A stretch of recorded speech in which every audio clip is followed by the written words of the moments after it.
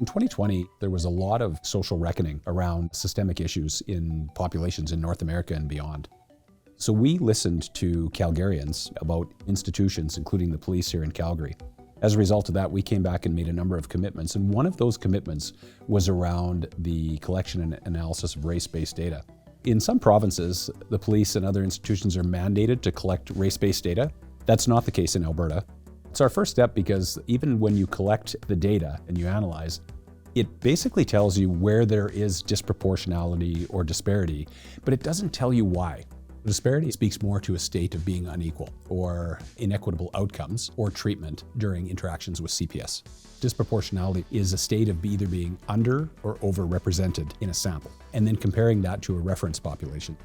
As an example, if you think about the crime of human trafficking, which is growing exponentially, 4% of the population in Canada is Indigenous. Nearly 50% of victims of human trafficking are Indigenous. If you don't collect the data and if you don't understand the problem, you might be tempted to apply interventions across the whole population where in fact they're needed desperately in one particular area.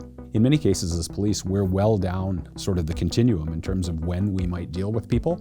Some of that happened in youth, some of that happened during their formative years, some of that happened in different portions around employment or other economic factors that actually could bring people into contact with the police.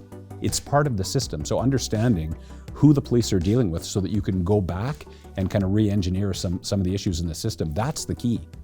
Looking at the race data analysis, we saw an overrepresentation of Indigenous and Black individuals in missing persons, officer contacts, victims of violent crime, offenders in both violent and property crime, and the last category was use of force.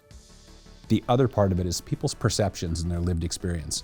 So just because the aggregate data may show one particular thing, it doesn't mean that individual members of the community haven't had issues with the institution. A lot of this comes down to the community's sense of safety and trust in dealing with police. So if you feel locally that there's been issues, or if you've come from elsewhere where there has been issues, you don't come with a lot of trust to the relationship. So I think it's very important that we engage with the community about the fact that we're collecting race-based data, about what we plan to do with it, going to the community first so that they know what's there, so we're being transparent about what it is that we're collecting. That's really how you build a relationship with communities and help them to know that you're actually here to help. So this is an opportunity to better understand what folks need from us to improve the services we're providing to Calgarians.